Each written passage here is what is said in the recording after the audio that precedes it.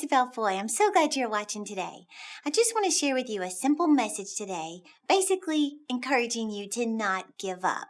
In other words, dig in your heels. Whatever it is that you feel God's really put on your heart to accomplish this year, this month, whatever it is, dig in your heels. Refuse to give up.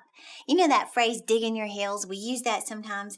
I read where that's probably related to the fact that an animal resists being pulled forward and the body will lean backwards, the heels will dig into the ground as his legs resist the forward motion. In other words, dig in your heels.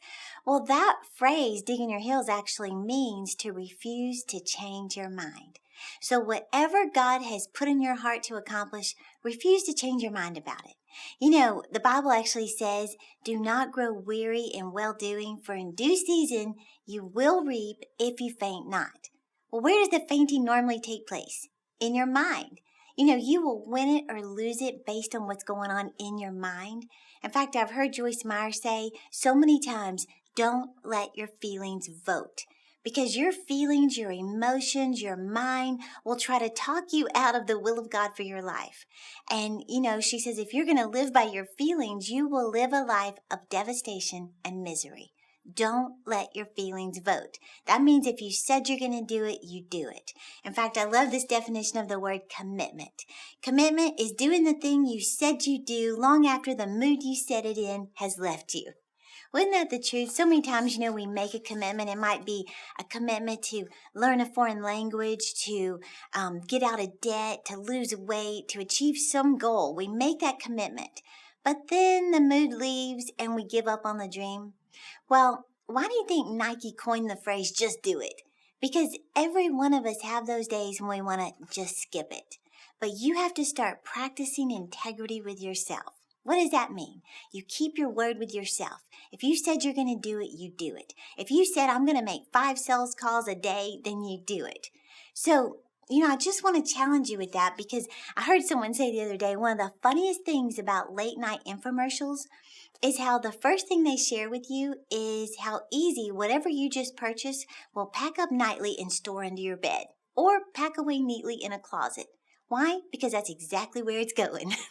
They said, you know, sometimes we get excited when we watch other people's success, but then when it shows up at our house and we don't share that same commitment that they had, under the bed it goes. Well, I'm challenging you today to dig in your heels. Refuse to change your mind. Stay committed to the thing that you said you were going to do. Whether it's a commitment to lose weight, to start a business, to finish college, to pass an exam. Maybe you've tried taking an exam, you failed it over and over. Keep going. Refuse to change your mind until you see that thing succeed. And let me just challenge you with this scripture, or actually this quote. I love this quote. I've said it so many times. You will never outgrow warfare. You must simply learn to fight. Every one of us experience delays, frustrations, setbacks on the way to our dreams. You will never outgrow warfare. You must simply learn to fight.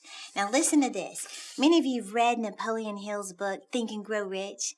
But listen to this and let it just encourage you the way it encourages me.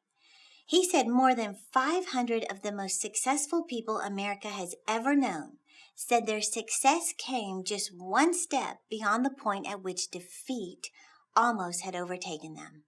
Then he said this, failure takes great delight in tripping one up when success is almost within reach. In other words, you're so close to your breakthrough, you're so close to getting over that little tipping point, but you can't give up. And let me just share with you a few things that I thought were pretty interesting. I asked my assistant, I said, can you get me an old-fashioned phone? And she gave me this. This is old-fashioned now. But she said, or this is what I read about Alexander Graham Bell. He was offered the rights to the telephone for $100,000. He offered them to Carl Orton, president of Western Union. Orton replied, what use would this company make of an electrical toy? But Alexander Graham Bell did not give up on his dream. Aren't you grateful? We get to benefit because he dug in his heels, right? Listen to this. This is Angie Everhart. She started modeling at the age of 16. She was once told by a modeling agency owner, Eileen Ford, that she would never make it as a model. Why not? Redheads don't sell. Everhart later became the first redhead to appear on the cover of Glamour magazine and went on to be in 27 films and TV shows. She dug in her heels, didn't she? Same with novelist Stephen King, even though he's creepy. And now this is just a really creepy cover, too. He almost made a multi-million-dollar mistake when he threw his manuscript for Carrie in the garbage because he was tired of all the rejections he was getting. We're not interested in science fiction, which deals with negative utopias, he was told. They do not sell. Well, his wife fished it out of the garbage, and eventually Carrie was printed by another publisher. 4 million copies were sold like immediately, and of course it was made into a blockbuster film. I don't recommend watching it, but he wouldn't give up on his dream. Same with, you've heard of this little company called Google? Larry Page and the co-founder Sergey Brin, they approached Yahoo in 1998 and suggested a merger.